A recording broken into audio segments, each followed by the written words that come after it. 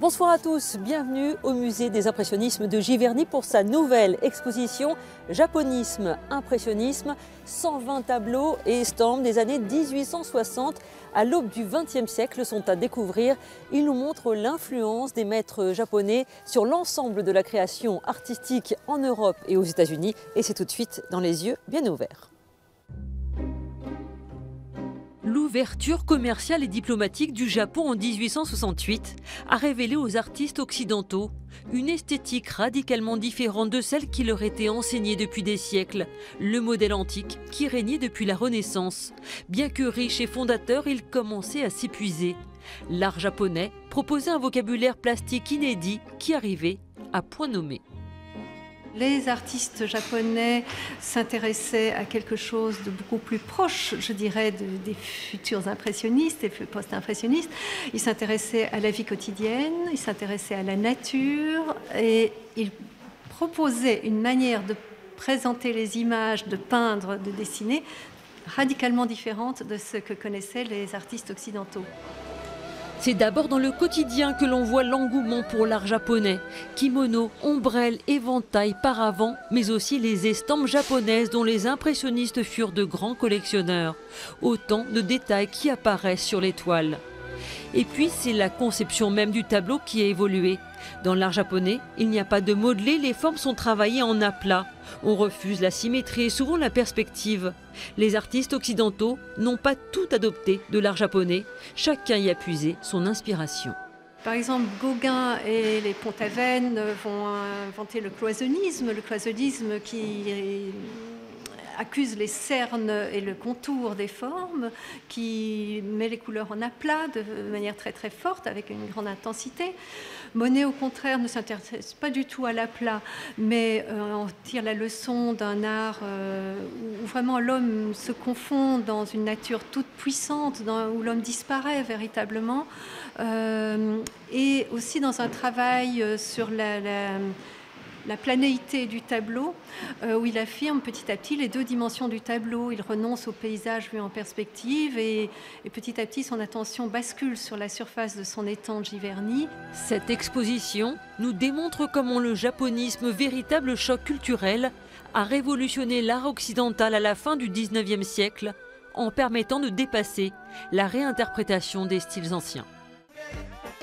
Les musiques du monde vont faire vibrer la maison de l'Université de Rouen à partir de mercredi. Et puisque la musique s'écoute, se regarde et se vit, vous pourrez apprécier 3 soirées avec 3 ambiances différentes. Vendredi prochain, le collectif Sidi Wacho nous emmène dans une musique engagée et festive. Mais dès mercredi, rendez-vous pour une invitation au rêve et à la flânerie. Confortablement allongé, vous pourrez apprécier des dessins projetés au plafond, accompagnés de musique.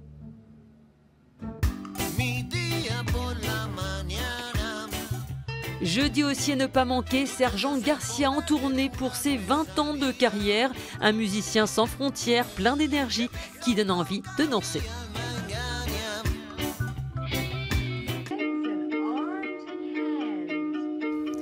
Le peintre havrais Jean-Pierre Germain occupe les 6 messes de la Galerie du Parc à Port-Jérôme-sur-Seine avec toute la richesse de son travail, des souvenirs de voyage, mais aussi des toiles très récentes. Mon monde, c'est un monde d'images tel que je les ai aussi dans mes rêves, dans mes cauchemars ou dans mes rêves heureux. C'est pas un monde sans forme. Donc j'ai gardé ça dans ma peinture. Toute couleur correspond à quelque chose de vivant, et tout ce que je représente de vivant va avoir une couleur en liaison avec l'ensemble de la composition.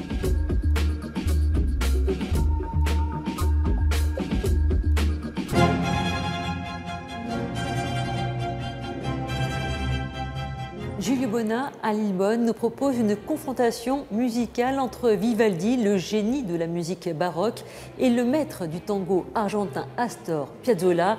Chacun ses 4 saisons, 2 styles, 2 époques, 2 continents se répondent pour une véritable effusion musicale.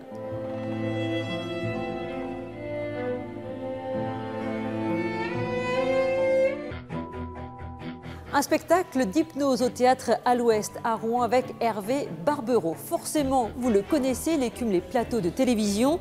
Évidemment, il pratique sur le public, ce qui donne des scènes plutôt cocasses.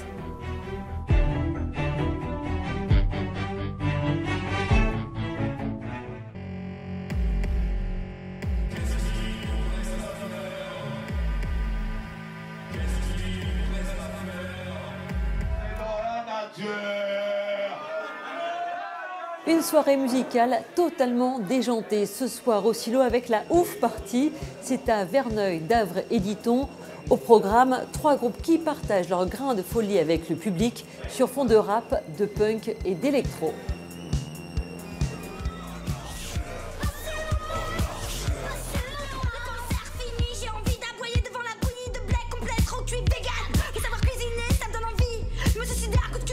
Voilà, c'est tout pour ce soir. La semaine prochaine, vous retrouverez Béatrice Rabel. En attendant, sortez, profitez et surtout, gardez les yeux bien ouverts. Poésie, il fait des bulles, puis il gémit et gesticule. Je salue l'artiste qui se met en danger, ça.